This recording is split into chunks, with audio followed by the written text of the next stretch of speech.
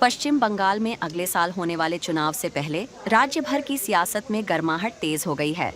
राजनीतिक पार्टियों ने चुनावी रण में अपनी अपनी तैयारियां भी तेज कर दी हैं।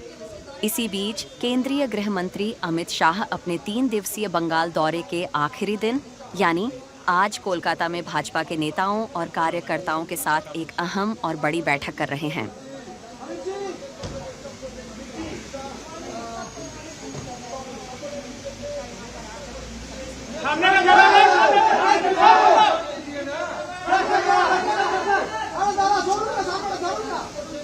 तीन दिन से लगातार गृह मंत्री जी पश्चिम बंगाल में हैं और भारतीय जनता पार्टी के लिए पश्चिम बंगाल जीतना सिर्फ पश्चिम बंगाल के लिए नहीं देश के लिए आवश्यकता है, क्योंकि जो आज हालात और स्थिति है पश्चिम बंगाल की वो ठीक नहीं है।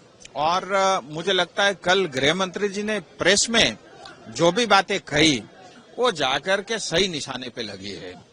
और ममता दीदी जो हमेशा एक देखने को मिलता है इम्पेशेंट हो जाती है और जो आरोप उन पे लगे उसका उन्होंने जवाब नहीं दिया, बल्कि गृह मंत्री जी के ऊपर में अनेक तरह की टिप्पणियां की जो एक स्टेट के ऑनरेबल मुख्यमंत्री को एटलीस्ट शोभा नहीं देता।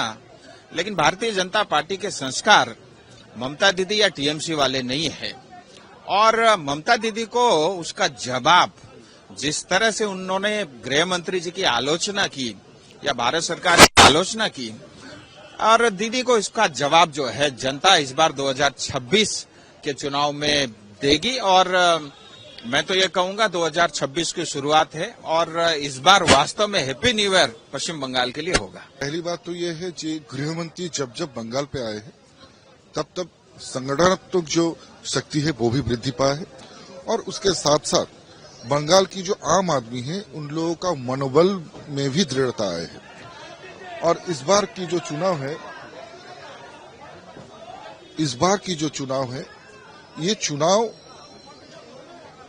कल गृहमंत्री जी ने पूरा स्पष्टता के साथ कह दिया है कि सिर्फ बंगाल में सरकार बनाने के लिए चुनाव नहीं है और बंगाल में गवर्नमेंट प्रतिष्ठित करने के लिए या राजनीतिक क्षमता हस्तांतर करने के लिए ये चुनाव नहीं है।